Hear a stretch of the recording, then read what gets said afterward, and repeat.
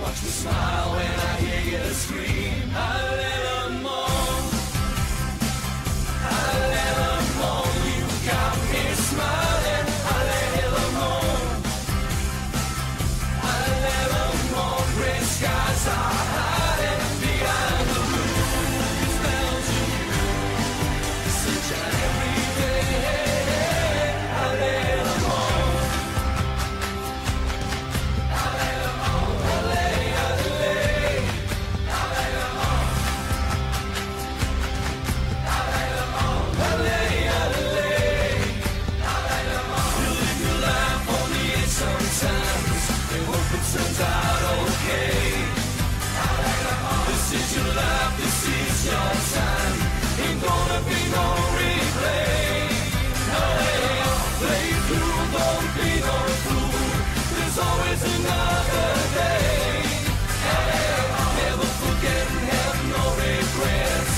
Stars are made this way. I lay them on.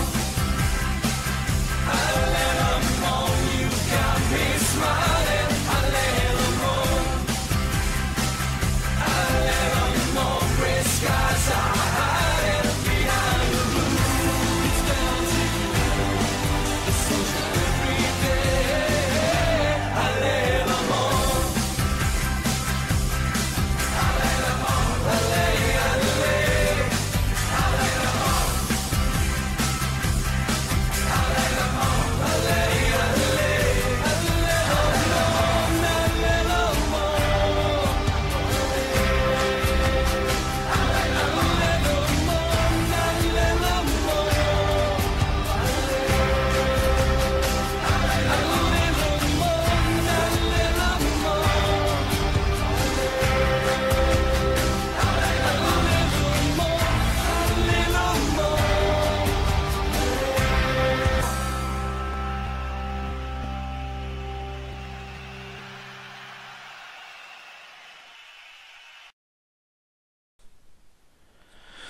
Bonjour à tous, nous sommes le 16 septembre 2033, le mercato s'est terminé, nous avons joué quelques petits matchs, enfin pas grand chose depuis.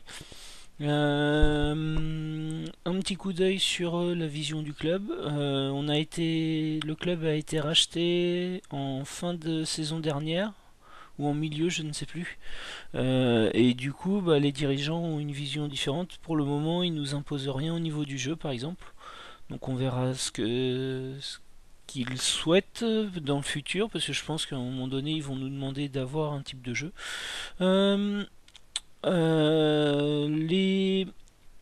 Au niveau des résultats, donc ils nous demandent pratiquement la même chose que ce que nous demandait l'ancien conseil directoire, quoi.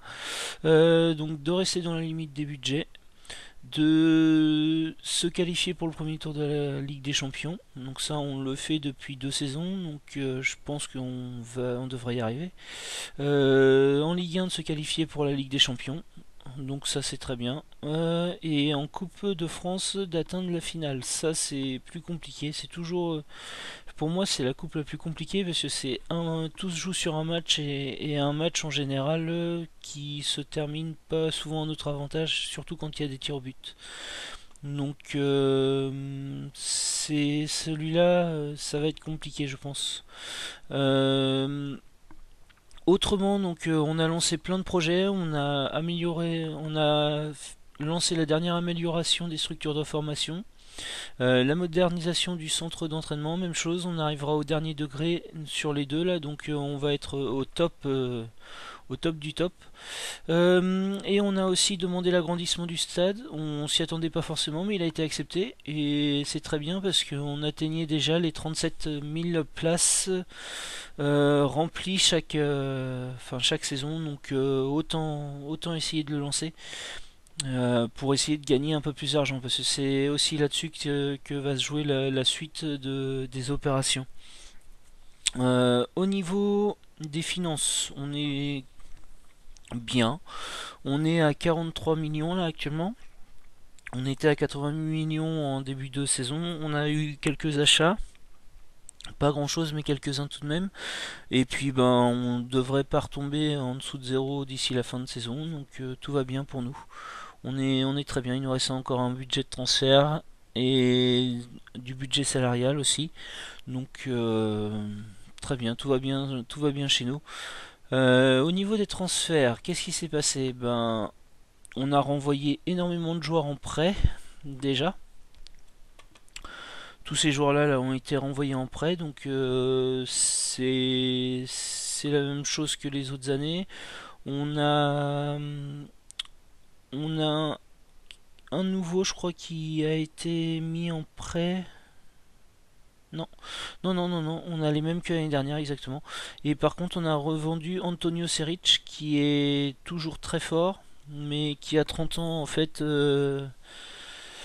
Ben, va plutôt tomber sur le déclin actuellement. Et bon, ben, on a Gus Abel qui pousse à la porte, donc on va lui laisser les clés de la maison au poste de milieu défensif, de milieu axial défense.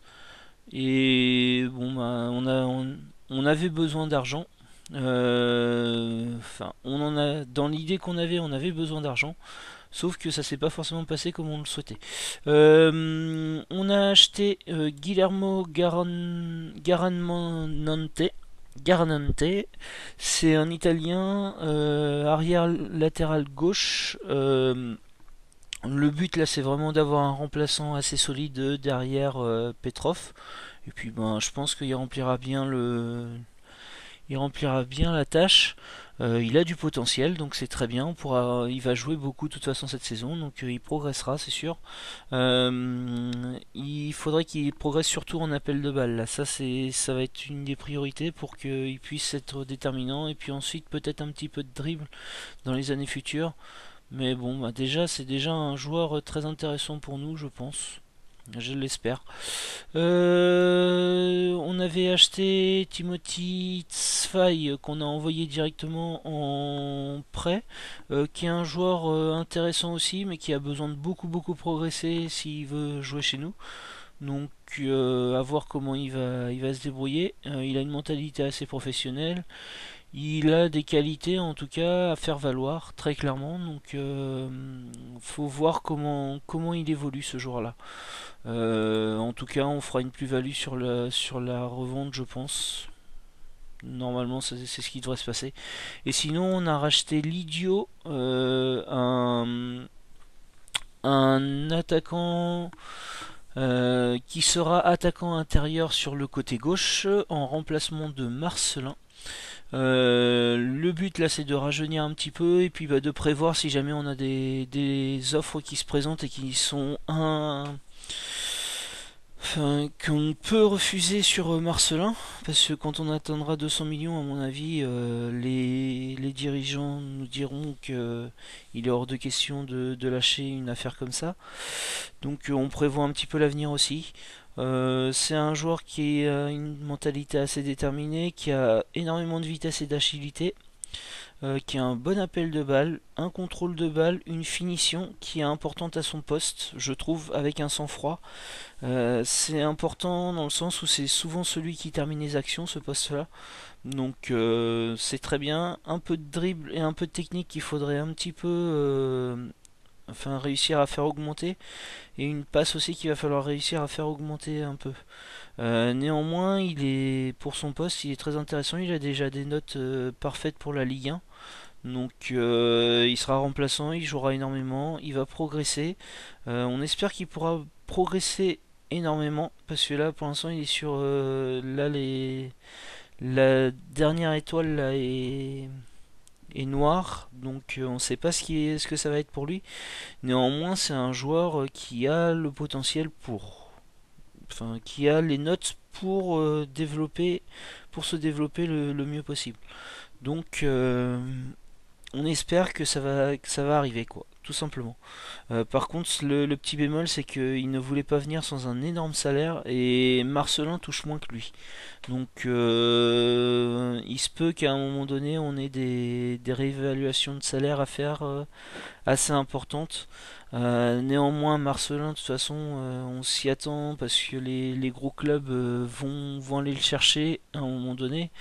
Carlos Eduardo, on a déjà fait une réévaluation. Mais on va continuer très probablement dans les années futures. Le but c'est vraiment de les conserver le plus longtemps au club et d'asseoir leur temps de contrat au maximum possible. Donc plus ou moins chaque année en fait on va essayer de les réévaluer, hein, ces deux joueurs-là je pense, pour essayer de pouvoir les vendre vraiment le plus cher possible, que quand un club le veuille, vraiment ils mettent la sauce quoi. Acevedo est aussi un joueur qui est très très courtisé. Mais c'est normal, hein, c'est un joueur en faux neuf, il n'y en a pas beaucoup qui sont à son niveau là je pense déjà, et à 23 ans il est énorme. Voilà, ces trois joueurs là sont très courtisés là. Et le seront encore dans les années futures, c'est à n'en pas douter. Georts a été aussi courtisé. C'est intéressant, mais par contre, on n'a pas eu des offres qu'on souhaitait. C'est un joueur qui est évalué à 70 millions et on nous proposait 70 millions. Mais étant donné que j'ai pas spécialement envie de le vendre de base, on préfère conserver le joueur. On essayera de le re-signer encore 1 ou 2 ans, je pense. Ça pourrait être pas mal d'essayer de le conserver en droit jusqu'en 2030, 2036-37, ça pourrait être pas mal. Et puis essayer de le revendre assez cher quoi. Néanmoins, il va falloir commencer à penser à le revendre vers la fin de saison. Ça pourrait être quelque chose à faire. On a aussi, il n'était pas annoncé, mais Rolly Mutombo qu'on a fait revenir au club. On l'avait acheté pas très cher. Un club d'Écosse. Non, c'était pas d'Écosse, c'était du Congo. On l'avait acheté 525K. Ce qui s'est passé en fait, c'est qu'on a essayé de revendre Massar, Elias Massar, où on a eu des offres qui nous convenaient pas énormément, mais avec l'argent qu'on avait, on souhaitait racheter un milieu axial défensif de niveau vraiment européen. Le problème, c'est que on a eu les offres de deux clubs. Le premier, il l'a refusé, et le deuxième, il a attendu vraiment la fin du mercato et il l'a refusé aussi. Donc du coup, on s'est retrouvé sans joueurs au poste de milieu axial défensif. Donc il fallait trouver une solution. On va pouvoir le faire jouer, c'est pas un souci. Mais on aurait bien aimé le revendre là pour le coup, pour réussir à faire des opérations qu'on souhaitait. C'est pas forcément le type de joueur qu'on souhaite au poste d'attaquant intérieur soutien. C'est un très bon joueur, mais c'est pas forcément ce type de joueur là qu'on attend. Donc on aimerait bien un peu plus de dribble, un peu plus de sang-froid, un peu plus de vision de jeu, un peu plus d'anticipation, peut-être un petit peu plus de vitesse aussi. On aimerait bien que ce soit un joueur qui à terme devienne vraiment un énorme joueur quoi. Et c'est pas, ce sera un très très bon joueur. Très très bon joueur, peut-être le meilleur joueur belge à un moment donné même, mais on aimerait mieux. Donc il se peut, c'est un joueur qu'on pourrait vendre. Néanmoins, les offres du coup se sont présentées sans être mirobolantes, et en plus il a refusé les contrats. Donc on verra ce que ça donne dans les mois futurs. Peut-être à la trêve de décembre, là, on verra. Et donc du coup on a fait revenir Rolly Mutombo, qui est un latéral gauche, qu'on avait en tête de faire devenir un défenseur central, ce qu'il peut devenir. Il peut le devenir sans problème, et il peut devenir aussi un milieu axial défense. Donc dans l'idée en fait là il va nous dépanner sur le milieu axial défense. On le fait travailler actuellement sur son dribble et sa passe. Non, je crois que c'est sa passe. On le fait travailler surtout sur sa passe, donc un peu de technique, un peu de passe. Ce sera très bien pour lui, et il pourra devenir un un défenseur relanceur aussi. Donc c'est un joueur que je pense on va conserver au club, et on va faire devenir un gros gros joueur quoi. Il a un énorme potentiel, hein. Il est à 3 étoiles et il en a 4 sûres, et il peut aller jusqu'à la cinquième là. Il a 21 ans, donc en le faisant jouer là il va énormément progresser. Je pense qu'il va atteindre les 14 là ici dans ces domaines là. Il devrait atteindre le 13 là, si on compte un de plus sur chaque caractéristique, là il va devenir un énorme joueur. Et il pourra vraiment remplacer notre Upamecano qui est vraiment vieillissant. Néanmoins, il a d'énormes qualités encore mentales et techniques, mais on aimerait bien qu'il devienne ce joueur-là, quoi. Peut-être un tout petit peu de passe en moins, quoi. Il atteindra pas ces passes-là, mais il devrait être très bon.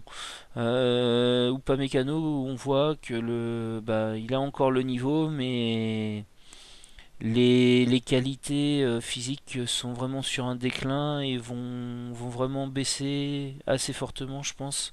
Même s'il a des qualités physiques naturelles qui font qu'il va tenir encore. Mais bon, à 34 ans, hein, ça devient compliqué. Il a une mentalité perfectionniste, donc il est très intéressant pour notamment l'encadrement. On a fait monter des U18 Hugo Carr aussi. Hugo Carr, donc c'est un petit jeune qu'on a depuis longtemps dans le club. C'était un milieu offensif. Le truc c'est que milieu offensif, moi j'ai pas de milieu offensif. Et puis j'avais pas forcément de position pour le mettre. Par contre, je trouve qu'en Regista, il a peut-être quelque chose à faire.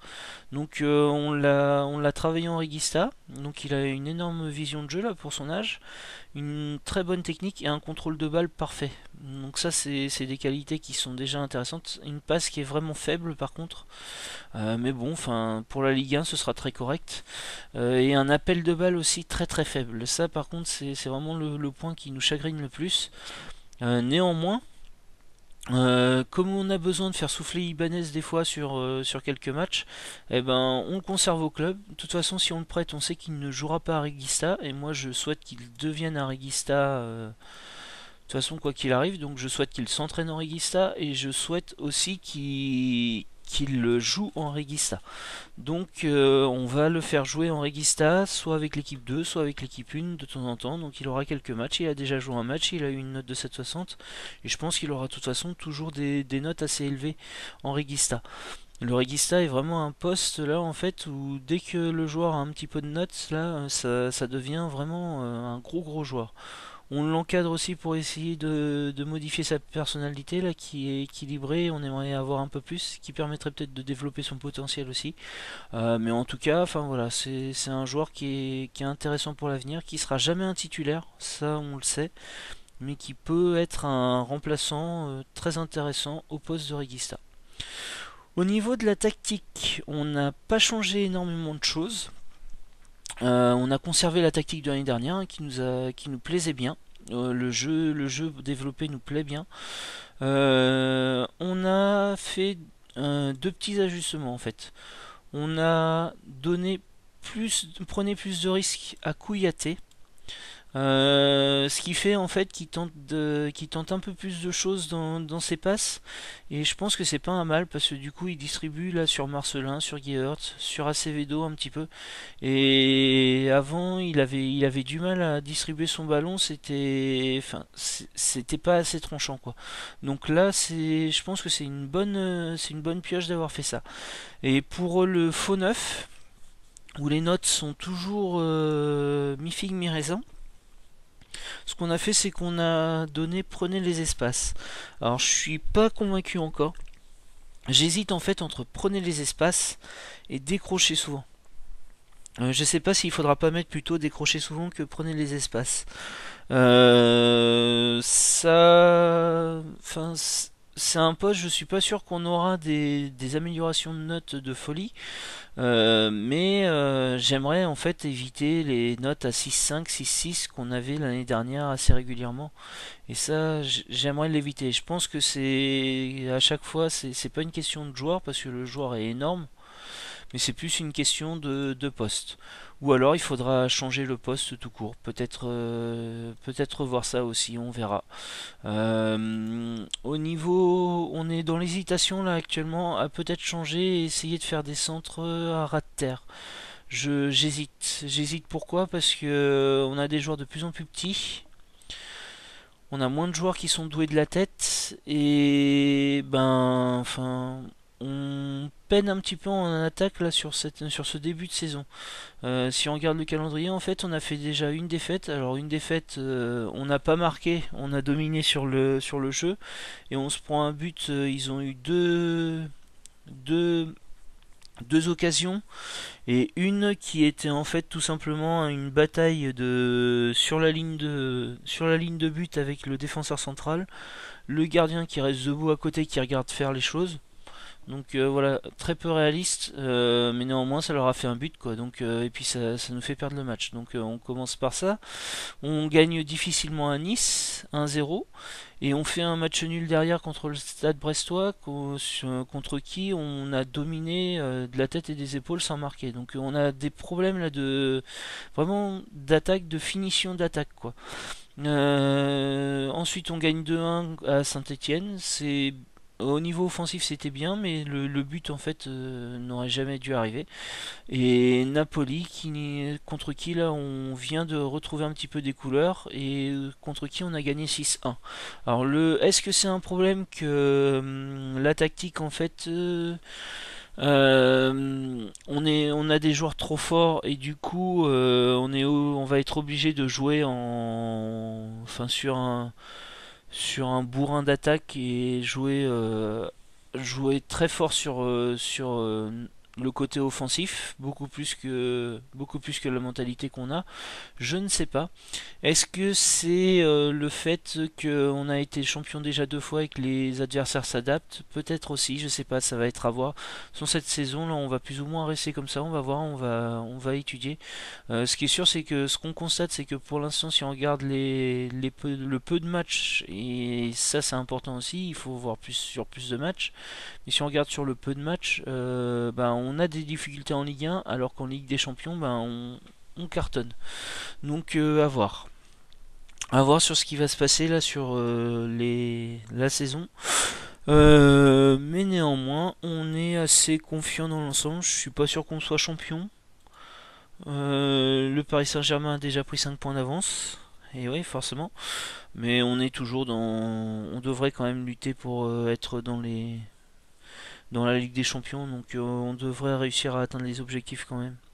À noter une chose aussi, le Paris Saint-Germain s'est séparé de Mbappé. Mbappé qui a été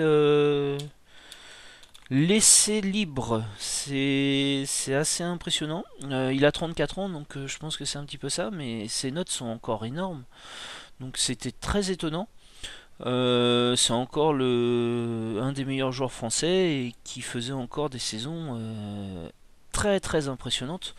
Donc c'est assez étonnant quoi qu'il l'ait laissé libre. Néanmoins, ça s'est fait. On est venu au contact hein, pour essayer de voir ce qu'il demandait, mais il demande 2 millions de salaire. Et pour un joueur de 34 ans, mettre 2 millions de salaire, c'est pas intéressant pour nous. Donc on l'a laissé et on le laisse à West Ham où il fait des bonnes perfs. Je crois qu'il est d'ailleurs sur un contrat de... Ah non, il est à 930K, ouais. Bon, on aurait pu l'avoir à ce prix-là, je pense qu'on aurait essayé de le prendre. Mais là, c'est pas ce qu'il nous a demandé. Hein. Nous, il nous demandait du 2 millions. Donc c'est pas le salaire qu'on peut lui fournir nous. Donc voilà, ben, il va faire ses perfs en, à West Ham, en première ligue anglaise. Il marquera forcément des buts, hein, c'est un jeu qui va lui convenir, hein, le jeu rapide. Déjà 3 buts d'ailleurs. Et puis bah voilà, peut-être qu'à un moment donné on pourra essayer d'aller leur choper, pourquoi pas. C'est pas impossible non plus. C'est un des meilleurs attaquants du monde encore et il devrait le rester encore un petit moment en fait parce que là il tient sa place à 34 ans. Donc voilà. Il vieillit mieux que Upamecano et pourtant il a une note de qualité physique naturelle un peu plus faible. Donc voilà. Voilà, c'était tout pour ce début de saison. Je vous souhaite un bon match à tous et puis bah nous on se retrouve pour la fin de saison, quoi qu'il arrive, pour faire le bilan de cette saison Et puis peut-être avoir quelques matchs, on sait jamais, si on a des matchs importants à jouer, on les jouera peut-être ensemble. Voilà, à bientôt.